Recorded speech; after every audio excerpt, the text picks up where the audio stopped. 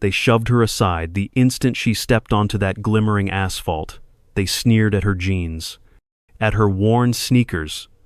At the quiet way, she gripped a tattered canvas bag and stared at the shining jets in the distance. They ridiculed the notion that she, of all people, dared to set foot in an elite flight academy populated by trust fund heirs and high society darlings. Nobody expected her to hold her ground. Nobody anticipated that she had already piloted aircraft under circumstances more dire than this place could ever imagine. Her name was Maya Pierce, and from that very moment, every face that turned toward her radiated hostility. She stood there, blinking against the hot sun, while a security guard, with mirrored sunglasses, barked orders. "You lost, lady, or are you just sightseeing?" His voice dripped with that condescending lilt so common here. She said nothing, only letting a slow, measured breath pass her lips. The guard rolled his eyes, then jerked a thumb toward the gate. "If you're not on the approved list, you don't belong. Move along, you're holding up the real pilots." That phrase, real pilots, hung in the air like an insult carved in steel. Maya's heart hammered. She did not storm away. Instead, she kept her posture even. Determined, the guard's jaw tensed. He lifted a clipboard and pretended to scan it, even though there was no intention of checking a single name. A short distance behind her, a young man in an outrageously expensive flight suit let out a barking laugh. The scorn rippled outward, and others joined. These were the privileged ones. Those who had arrived in chauffeured cars and boasted online about their upcoming flight lessons as though they were amusement rides. They pretended she did not exist. They certainly planned on keeping it that way. But soon, she would become impossible to ignore. She pressed onward, stepping onto the academy's main lot with her bag slung over one shoulder. The asphalt gleamed. Private jets, each with a custom paint job, rested behind the hangars like pampered racehorses waiting for the next show. The air smelled of fuel and arrogance. A tall figure, presumably an instructor, noticed her. This man wore a pressed uniform that seemed more ceremonial than functional. He brushed imaginary dust from his sleeve, then gave Maya an up-and-down glance. "I beg your pardon," he said, eyebrows arched. "Are you part of the cleaning staff, or have you simply mistaken this place for an open house?" She attempted to hand over a simple registration form. His expression stiffened. There was no polite greeting, no standard courtesy. He stared at the name on her paperwork. "Pierce? We have no record of a Pierce," had declared, though he barely took half a second to skim the page. His lips curled. "We only train the best. Didn't you hear? That's not a plane you can handle. Honey, return when you've gained some credentials, or vanish altogether." Her cheeks burned, but she remained silent. She refused to let him see a hint of pain. He clicked his tongue, turned his back, and flagged down a group of uniformed students. "Hey, everyone," he called out, "looks like we have a little lost bird. Why don't you show her how we do things around here?" The students, a mixture of bored airs and haughty influencer, exchanged smirks, then glided closer. Maya clenched her fists at her sides. Somewhere deep down, a flicker of anger threatened to flare, but she suppressed it. One young woman, in a flight suit, embroidered with sponsor patches, surveyed Maya with barely hidden disdain. "I spend more on a single pair of gloves than you must have spent on that entire outfit," she said, gesturing to Maya's plain t-shirt and frayed denim. "You're not serious about being here, are you?" Maya swallowed. She thought about stepping away, but no, that would only validate their assumptions. Instead, she lifted her chin. "I'm here to register for flight training," she said, voice tight. The group erupted in peals of laughter, and the sound stung like shards of glass. They parted like a sneering tide, allowing her to continue forward. One voice followed her. "You can't possibly be accepted. We'll make sure of that." The academy's main office shimmered with glossy floors and tinted windows. Sunlight reflected so fiercely that Maya momentarily squinted. Inside, a large desk stood, staffed by an older woman who wore a perfectly pressed blouse and an expression of mild contempt. Maya set down her form, letting the woman see that she had at least tried to follow procedure. The woman picked it up, gave it a dismissive glance, then snapped her gum. "This place is for real pilots. Sorry if someone misled you," she said. "We have a wait list that's months long. You might want to try a smaller facility if you're that determined. Anyway, we can't squeeze you in." Maya's throat felt dry. She remembered all the hours she had spent preparing for this moment. She also remembered the words of her old commanding officer, who once told her that if she ever truly needed to hone her pilot skills in a more advanced environment, she could test her luck at certain civilian academies. He had mentioned this particular place by name. Ironically, now, seeing the superficial grandeur, she understood the harsh reality. Nepotism reigned. They would never give her a fair shot, not unless she forced their hand somehow. A commotion rang out behind them. A man in a flamboyant jacket was live streaming on his phone while striding across the lobby. He spotted Maya and honed in. "Oh, look at that," he crowed, pointing the camera at her. "We've got ourselves a wannabe who thinks she can just waltz in with that ancient bag. Are you lost? Or are you hoping for a pity pass?" She met his gaze but didn't respond. The red recording light glowed as he circled her, broadcasting every angle of her unimpressive attire. His followers started dropping comments. Visible on the screen, she saw words like pathetic and try hard. A sharp pang cut through her chest. She set her jaw, refusing to crumble. The desk clerk rolled her eyes. The streaming man and his clique wandered away, cackling about the massive following they'd gained by exposing invaders who had no rightful place at the academy. Minutes later, the older woman behind the desk slipped Maya's registration form into a drawer. "We'll let you know if anything opens up," she said. Her tone oozed sarcasm. It was blatantly clear that her words were empty. Maya had no illusions about what that meant. She stepped back into the corridor.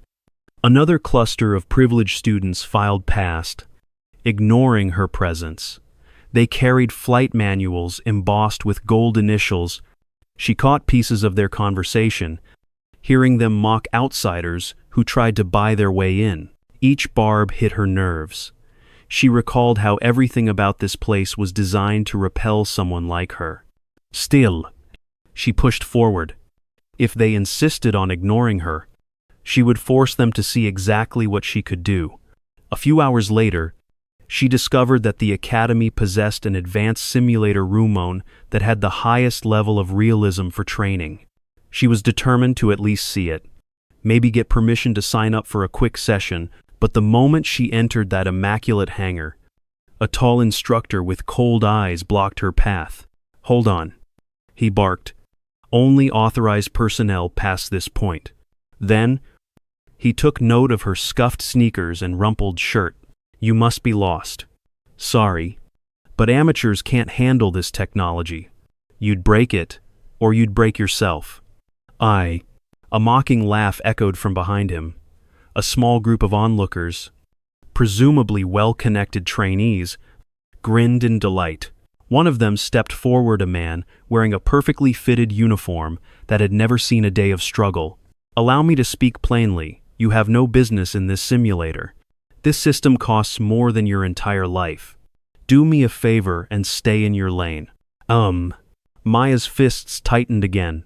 She glanced around, noticing how the simulator pods lined the walls. She wondered if they had real F-22 modules loaded in there, complete with desert terrain and advanced threat systems. That's what she needed. A chance to prove herself on something more challenging than the typical civilian Cessna environment. But these people would never allow it. Not willingly. She swallowed her frustration and took a single step back. But her determined gaze never broke. They pretended she didn't exist. Soon, she'd become impossible to ignore. Later that evening, she overheard whispers that the academy was hosting an upcoming evaluation flight for top-tier candidates. Her heart beat faster. If only she could slip in, show her skill. Maybe a few minds would change, but it wasn't that straightforward. She found a posted sign listing the rosters of who would test. Her name was nowhere. A passing staff member sneered. "Don't even dream, you're not on any official file. You'd have to do more than scribble your name on a piece of paper." Then, with a final condescending glance, he strutted away. Maya inhaled slowly. She thought about how she had once flown in high-pressure missions, how her call sign had earned respect among real operators. None of that seemed relevant here. She felt an urge to reveal herself, but something held her back. If she were to do it, it had to be at the perfect moment. A day later, she located a smaller, older flight simulator in another section of the facility, one used for lesser exercises or for staff to run basic demos. She tried to gain entrance, hoping that maybe, just maybe, no one would notice her slip inside. But as soon as she powered it up, an alarm beeped. A group of advanced students burst in, led by an arrogant instructor wearing an over-decorated badge that boasted an entire family's legacy. "What do you think you're doing?" he snapped, shutting down the console in mid-boot. "Who gave you permission to test any equipment? This is not some arcade. That's not a plane you can handle. Honey, let's not pretend you can manage these controls." Before she could get a word out, he turned to the others and ordered them to escort her out. They physically turned her around, gave her a few shoves. Along the way, they jeered about her so-called fantasies of flight. She felt those words sink into her, each one a stinging reminder of how closed off these people were. But she also felt her anger mounting, brewing, waiting to explode at the right point. The following afternoon, she made another attempt. Stepping into a hallway where a scheduling board was displayed, she tried to sign her name for a session, but an instructor spotted her. With a swift motion, he tore the sheet from the board. "You can't register if the form doesn't exist," he said, voice dripping with malice. Then, in front of her, he ripped the paper in half, sending fragments floating to the floor.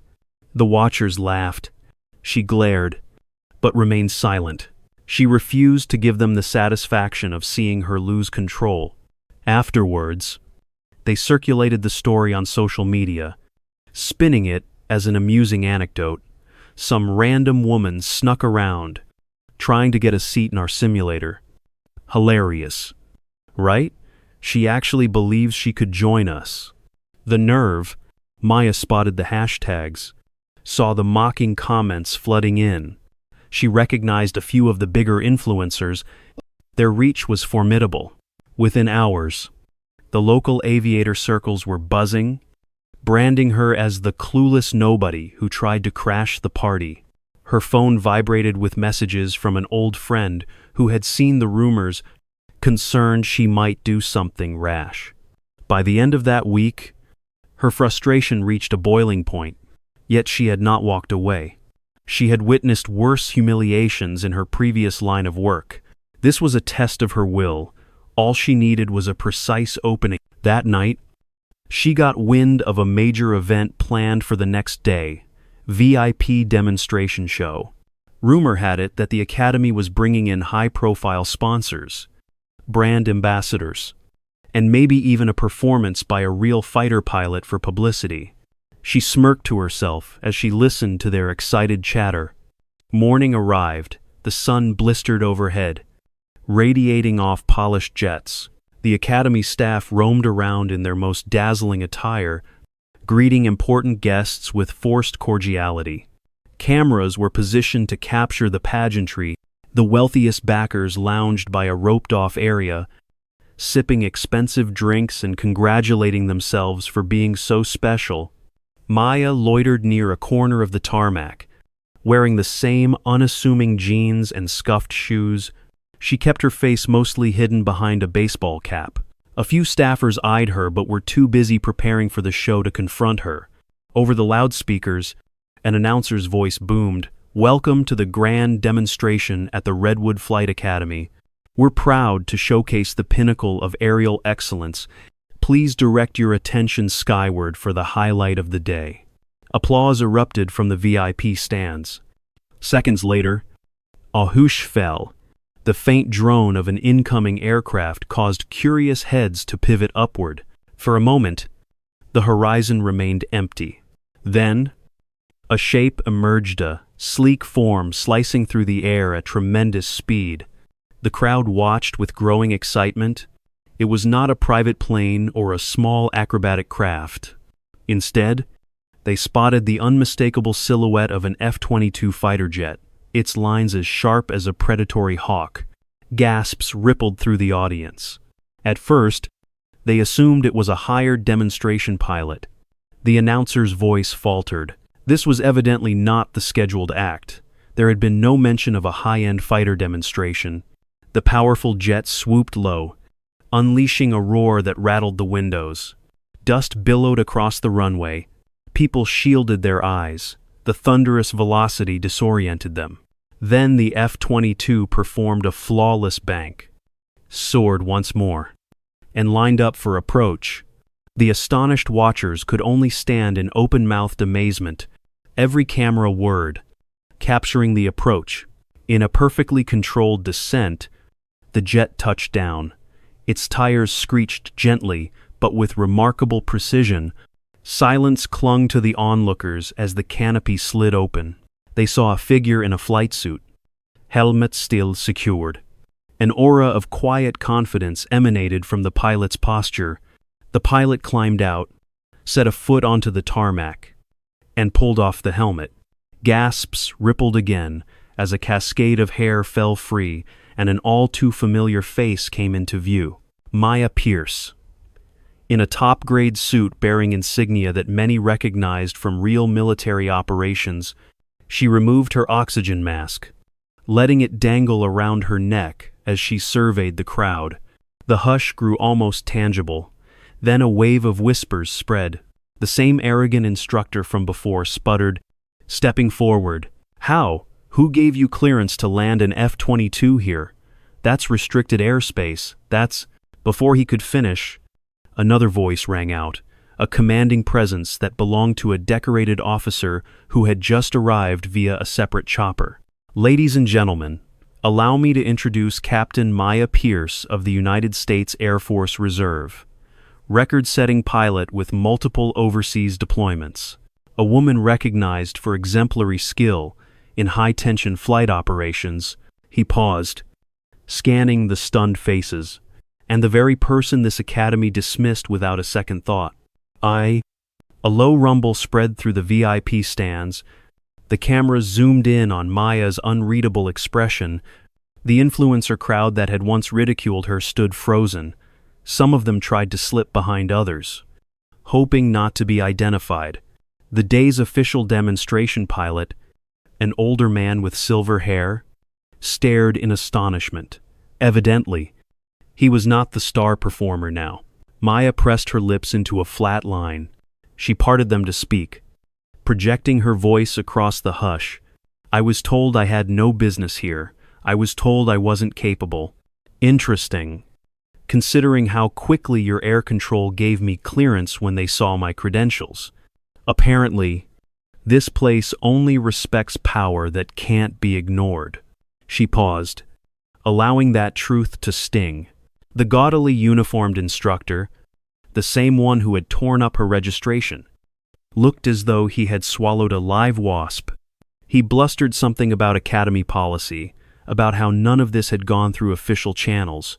His words stumbled, tripping over themselves like marbles rolling downstairs. Then, the crowd parted once more as a stern-faced general stepped forth, medals gleaming. "This pilot is an asset to our country," the general said. "Her flight record is impeccable, her courage unparalleled. That F-22 you see behind her wasn't stolen, nor was it borrowed under false pretenses. She earned every bit of access to that cockpit. Maya allowed a small but steely grin. She saw the watchers recoil from her unwavering gaze. In that moment, a wave of vindication coursed through her veins. One of the Academy's high-level donors, an older gentleman, approached with an uncertain expression. I had no idea you were, I only heard rumors that someone was floundering around, trying to enroll. She locked eyes with him. He shrank back from the intensity. An echo of sneering voices replayed in her mind. She recalled each scornful phrase, "That's not a plane you can handle." Honey. She pictured how they had wadded her forms, how they'd ridiculed her on social media. Her anger flared once more. She forced herself to remain composed. She wanted this confrontation to slice with a cold, refined edge. "All of you seem so certain I was beneath you," she said, letting each syllable resonate. "But perhaps you should have checked who I truly am. I have more flight hours in a combat zone than most of you have in your cozy training logs combined." Up in the VIP seats. The individuals who had bragged about being the best were now fumbling for their phones, hoping to salvage the situation or find some excuse to leave. The general cleared his throat. "Captain Pierce, your achievements have reached the highest levels. On behalf of those who recognize your service, I extend gratitude. But I also want to clarify something else. My staff uncovered a detail about your involvement here." He nodded toward a separate official, who carried a folder. She opened it and read aloud a statement. "We discovered that Miss Pierce was slated to be a primary benefactor for the Redwood Flight Academy's scholarship program, an anonymous contributor who intended to help underprivileged individuals gain access to flight training, but apparently, the Academy never processed her paperwork." A ripple of shock coursed through the throng. Maya folded her arms. "I tried to do it quietly," she explained. "I wanted new pilots who didn't come from wealth or connections to get a fair chance. But those controlling the Academy chose to ignore me because I looked like an outsider. They refused to see my potential. So, I decided to show them something they couldn't deny." At that moment, a group of senior staff members broke into frantic whispers. They realized the precarious situation they were in. Their entire facade of exclusivity had been shattered by a single pilot who not only surpassed them in skill but also had the means to reshape their future. No one spoke for several seconds. The cameras continued filming, capturing every flicker of shock and embarrassment playing across the staff's faces. Then, from one side, the Academy's main directora man, who had once served on various prestigious boards, stepped forward. His collar was damp with sweat. "Captain Pierce, Redwood Flight Academy regrets any misunderstanding. We'd be honored to have someone of your caliber among our ranks." The sincerity in his voice seemed forced. He attempted a reassuring smile, but it looked more like a grimace. "Surely we can rectify these errors." Maya studied him, eyes glinting. "Rectify? That's an interesting word," she said quietly. She glanced over at the general. He dipped his head. Letting her command the stage, she inhaled, then spoke loudly enough for the entire audience to hear. "I came here hoping to train quietly and, behind the scenes, support this place. But you scorned me, ridiculed me, made me out to be a joke. So now, let's talk about how things will actually proceed." A hush enveloped them. Even the slightest shuffle was amplified. "I will be claiming the controlling interest in Redwood Flight Academy." Maya continued, flicking a brief glance toward the official who had her documents. The official raised a set of legal forms as confirmation. "Yes, I have the resources to do so, and yes, it's all perfectly legitimate. Effective immediately. The board's composition will change. Those who stand for discrimination and arrogance will be removed." Gasps erupted at this revelation. A flurry of movement broke out near the back of the crowd. The instructors who had mocked her realized that their positions were on the line. Some of them started stammering. Others tried to slip away, and a few looked as though they might faint. The general's gaze passed over them with barely concealed disapproval. Maya's expression hardened. All the snide remarks, the sabotage attempts, and the blatant refusal to accept methes aren't just personal insults. They reflect a broken system that locks out those without wealth or privilege. That ends now. This flight academy will become a place where merit decides who flies. Not money or family name. I will personally oversee that transformation. A long silence followed, broken only by a startled yelp from one of the influencers. Cameras pivoted to capture every second. The live streaming crowd, once so eager to mock her, now found themselves broadcasting the most humiliating moment of their side's story. Their comment sections began to fill with messages of support for Maya and outrage at the Academy's shallow practices. She pivoted toward the F-22, letting her eyes linger on the sleek lines of the aircraft. "For those who wonder whether I can handle that plane," she said, voice resonating, "I've done so in environments far harsher than you can imagine, and I will continue to do so, because some of us earn our wings the hard way." She paused, recalling the earlier transgressions, the flight instructor who had belittled her, the clerk who had lied about the wait list, the streaming influencer who captured her frustration on camera. They all shifted uncomfortably now. The notion of ignoring her was laughable. She turned slowly, scanning the entire assembly. Her gaze landed on the older instructor who had forcibly ejected her from the simulator. His face had lost all color. She tilted her head. "Didn't you say amateurs can't handle the technology? It must be awkward to find out your so-called amateur has more hours logged in an F-22 than you'll ever see in your entire life." One of the bigger Donnersan influential real estate magnate, who had poured countless dollars into the Academy's elitist culture, spluttered an apology, but it came out half-formed. Maya said nothing to him. Instead, a new voice called from behind the cordon. A well-dressed corporate sponsor emerged. Stepping timidly, "Captain Pierce, if we'd known who you were," she cut in, "you'd have rolled out the red carpet, given me VIP treatment, and posted about how inclusive you are. That's precisely the problem. I had to arrive in an F-22 for you to respect me. How many others have you turned away because they didn't shine as brightly in your superficial eyes?" A had no response. Camera shutters clicked incessantly. Overhead, the blazing sun reflected off the cockpit's glass, creating a blinding halo around Maya. She recognized that this confrontation would echo far beyond these gates. Indeed, social media was already exploding. She intended to harness that momentum. She drew a folded set of papers from her flight suit pocket. "For those who think I'm bluffing about acquiring controlling interest," she said, "let's make it official." A staff member assisted her in setting a small table near the plane. With a general, a legal officer, and multiple witnesses present, Maya signed the documents. Each pen stroke symbolized a dramatic shift in Redwood Flight Academy's structure. A hush of disbelief encased the crowd. The main director opened his mouth to protest, but the general's stern presence silenced him. The representative from the legal side nodded. "All is in order," she declared. A nervous ripple spread. Several longtime staffers realized they might soon be out of a job. Others, especially lower-level employees who had no hand in the harassment, quietly cheered, eager for a more merit-based environment. Maya turned to address them all. "Don't misunderstand.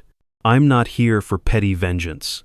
I'm here to make sure no one else has to endure what I did, the ignoring, the taunts, the humiliation. Starting tomorrow, Redwood will undergo a sweeping transformation. We'll open slots for dedicated candidates, sponsor scholarships, and enforce zero tolerance for discrimination." She felt a surge of adrenaline as she spoke. This was the payoff for her patience and self-control. Not a wild meltdown, but a carefully executed strike that would ripple through their entire structure. In the hush that followed, an emboldened voice came from the crowd. "Why would you do all this after the way we treated you?" It belonged to a younger staffer, someone who likely had not joined the mockery but had stood aside, letting it happen. Maya's gaze softened, just slightly, because, she said, "I once believed that a place like this could help aspiring pilots, people with genuine passion who lack wealthy backgrounds. I didn't want Redwood Flight Academy to be an exclusive country club. I wanted it to be a beacon for anyone with the talent and drive to fly." The staffer nodded, ashamed. The hush lingered. Another hush took shape until a wave of confusion passed over the watchers as they noticed an approaching trio, a uniformed colonel, a famed aerospace engineer, and a representative from a major airline. Each of them had arrived moments earlier, evidently alerted to the day's chaos. The colonel stepped up first, clearing his throat. "Captain Pierce, it's an honor to see you again. If Redwood Flight Academy transitions into a serious training institution, we'd be happy to collaborate. The Air Force can always use skillful recruits who aren't just from privileged backgrounds." Murmurs of astonishment spread. The aerospace engineer, a middle-aged woman with decades of experience, then offered her hand to Maya. "If you need advanced simulators, we'll supply them, provided you run this place with the fairness you promised. We've heard rumors of your combat missions. We know your reputation. We'd rather partner with a proven pilot who stands for something real." Maya nodded, fighting the lump in her throat. This was more support than she had anticipated receiving so quickly, and it validated her plan. Meanwhile, the major airline representative gave a clipped nod. "We have a pilot shortage," he said. "We want Redwood's new leadership to help address it by training people from all walks of life. Count us in." Expressions around the academy turned from shock to resignation, with a sprinkling of hope. Some realized that if they cooperated, they might salvage their place here. Others knew they had burned too many bridges and would likely be shown the door. The sun was high in the sky now, radiating a near-blinding glare that matched the intensity of the day's drama. Maya pivoted, letting her attention sweep over the ranks of once sneering students. Some lowered their gazes, refusing eye contact. She spotted a handful of staff from the clerk's office who had turned her away with sharp words. They looked nervous as well. She stepped nearer, letting the echoes of her boots ring out against the tarmac. "Your attitudes," she declared, "nearly destroyed the potential of this entire institution. If you're unwilling to change, then Redwood has no place for you. If you're ready to acknowledge your mistakes, you may find a path forward here." A few among them parted their lips, perhaps ready to protest or make excuses, but her glare froze them in place. She had nothing more to say to those who had refused to see her worth. The cameras captured this tense standoff, broadcasting it to an eager online audience. She could already imagine how many people would cheer, how many might see themselves in her story. At the edge of the runway, the once cocky influencer who had pointed his phone at her in the lobby was now holding it limply by his side, streaming live. His comment feed scrolled rapidly with messages that were mostly supportive of Maya, condemning the Academy's snobbery. He seemed paralyzed by the knowledge that his entire brand might collapse under this tidal wave of negative attention. She caught him staring at her with an apologetic expression. For a split second, she thought he might say something, but he merely turned the camera to face himself and mumbled a half-hearted apology into the microphone. "Too little, too late." Maya inhaled slowly, letting the tension settle. Then, she turned to the general and gave a polite salute. He returned it, though an amused grin tugged at the corner of his mouth. "Looks like Redwood's in for quite a shake-up," he commented. She nodded, responding gently. "It's about time.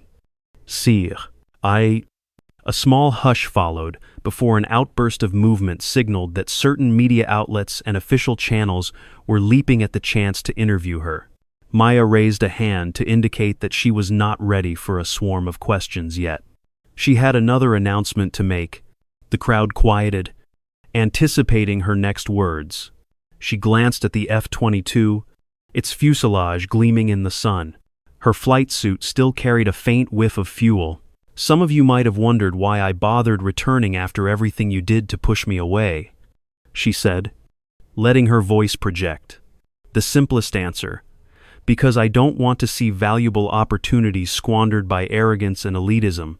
I also didn't want Redwood to remain a fortress for the privileged few Wane. When it could become a gateway for real talent from every background, She paused, leveling her gaze. "I can't change your hearts, but I can change this academy's direction. And that's exactly what's going to happen." A faint breeze stirred the air, rustling the edges of her suit. Behind her, the fighter jet stood as a testament to her capability, a silent statement of her rightful place in the sky. "For those who believe in a fair shot," she continued, "there will be open enrollment sessions, scholarships, and unbiased selection processes. For those who only value nepotism and vanity, get out of the way."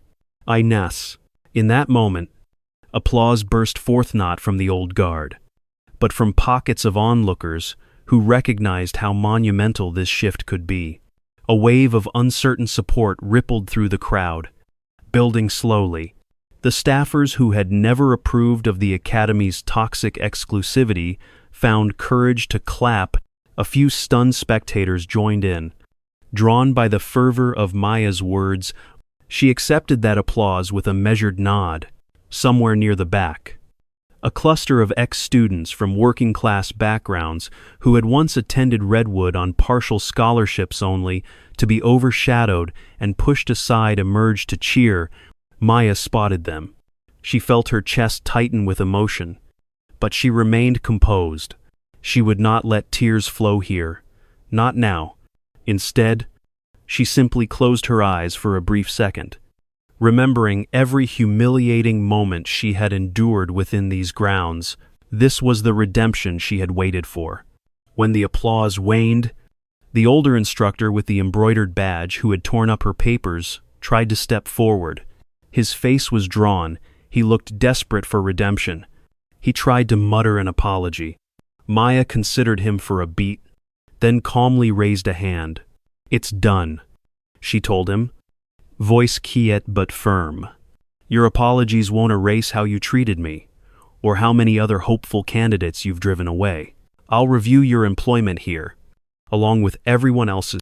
Meanwhile, step aside." The hush that followed was deafening. She walked past him, heading toward the administrative building, which now stood as a symbol of everything Redwood had once been. The cameras followed. The general and the officials trailed behind. VIP guests parted, letting her pass, as if they sensed a changing tide. Even the wealthy donor, some of whom had bragged about their influence, remained silent, unsure whether to attempt damage control or quietly fade. She reached the main entrance and paused on the steps, turning to look back at the runway where the F-22 glistened. "There was a moment when I thought about giving up on Redwood altogether," she admitted, her voice carried to every corner. "But giving up isn't my style. If a place refuses to accept you, then you take the reins and reshape it. That's my motto. Now, Redwood is under new management. Let's see how quickly we can strip away its rotting layers and reveal an institution truly worthy of the sky. I come." With that declaration, she pushed through the doors, accompanied by the legal officer and a few staffers who were both curious and terrified of what her first official orders might be. Outside, the crowd remained in stunned silence for several seconds, absorbing the gravity of what had just transpired. Then, a flurry of activity exploded. Reporters clamored for interviews, sponsors exchanged frantic phone calls, social media feeds lit up with hashtags praising Maya's audacity. As the day wore on, news outlets picked up the story. Footage of the F-22's surprise landing played on repeat, showcasing the moment the canopy opened to reveal Maya Pierce. Word spread about her background as a decorated pilot, her philanthropic motives, and the blatant discrimination she had faced. Opinion pieces labeled her the unstoppable aviator who took on a fortress of nepotism and won. Some articles ventured that her takeover might signal a broader push for inclusivity in flight training across the industry. Behind closed doors, Maya sat in a small conference room flanked by the general, the colonel who had arrived earlier, and the legal officer. They discussed immediate action, steps terminating the worst offenders, contacting prospective scholarship recipients who had been discarded, reorganizing the academy's leadership structure. The general tapped a pen against the desk. "You're aware that this is bigger than just Redwood," he said. "When word gets out, other elitist academies may resist you, but you'll have allies, too." Maya exhaled softly. "I'm prepared," she responded. "I didn't endure live combat missions just to cower before some pompous institutions. It's time these places understood that raw skill and dedication matter more than money or birthright." The colonel nodded approvingly. "When Redwood officially reopens its doors under your mandate, I suspect you'll have an influx of applicants who never would have bothered before." She glanced down at the pile of files records of countless young men and women turned away without legitimate cause. "I want each of them contacted," she said. "Let them know Redwood was under defective management, that if they still dream of flying, we're here to give them a real shot." The legal officer made a note to handle exactly that. Later, as evening settled, she stepped outside again. The once lively tarmac was quieter now. Most of the VIP guests had fled, mortified by the day's events. The press still hovered, but the frenzy had dulled. Maya took in the sight of the F-22, parked at the far edge, majestic in the setting sun. Her throat tightened with emotion she had held in check until now. She approached it, running a hand along the fuselage. This jet had served her in dire moments. Today, it symbolized the triumph of perseverance over vanity. A small group of spectators lingered, individuals who had never joined the hateful chorus, nor had they tried to help her. They seemed remorseful. Uncertain how to atone, she acknowledged them with a slight nod. But her focus remained on the aircraft. One approached timidly, a woman wearing a staff badge. "Captain Pierce, I'm sorry we never spoke up on your behalf. Some of us didn't agree with how you were treated, but we were too afraid to confront the leadership." And Maya's gaze softened a fraction. She remembered how terrifying it could be to fight an entrenched system when you lacked power. "Cowardice is easy," she said, though not unkindly, "but if you truly want to change Redwood, you'll need to be brave. I can't do it alone." The woman gave a shaky nod. Night began to fall. The overhead lights flickered on, illuminating the runway in pools of white. Maya realized she had to wrap things up. Tomorrow, the real work would begin, drawing up reformed guidelines, meeting with instructors, planning scholarships. She could feel exhaustion tugging at her, but a deep sense of satisfaction coexisted with it. No one would ignore her again. Not here. Not anywhere. She gave the F-22 one last lingering glance, then walked away. Her footsteps echoed on the asphalt, each step resonating with purpose. She imagined what Redwood would look like in a few months. Fresh faces from diverse backgrounds, new instructors who valued skill over bloodlines, a curriculum that challenged real talent. She pictured young cadets standing on the same tarmac with hope shining in their eyes, and she saw herself no longer the dismissed outsider, but the guiding force behind an academy reborn. Eventually, she reached an administrative office, still lit from within. Stacks of files were piled on desks, waiting for her review. She swept her gaze across them, resisting the urge to sigh. This would be a monumental undertaking. But as she set her flight helmet aside, She felt a rush of gratitude that she still had it in her to fight for something worthwhile. Turning, she found a reflective window that offered a distorted glimpse of her face. For a fleeting instant, she recalled the first day she stepped onto Redwood's tarmac. How nobody had even bothered to check her credentials. They simply saw what they wanted to see. A nobody in ragged jeans. That memory sent a wave of determination through her. She whispered softly, "They ignored me once, the sky belongs to all of us now." She flicked off a desk lamp, stepping back into the corridor. Tomorrow's sunrise would usher in a new era for Redwood Flight Academy.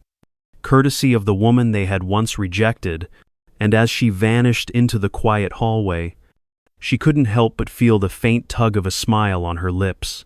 Because up there in the clouds, away from prejudice and petty hierarchies, was the only place she had ever truly felt free. And she intended to ensure that anyone else with the heart and skill to pursue that freedom would finally get their chance.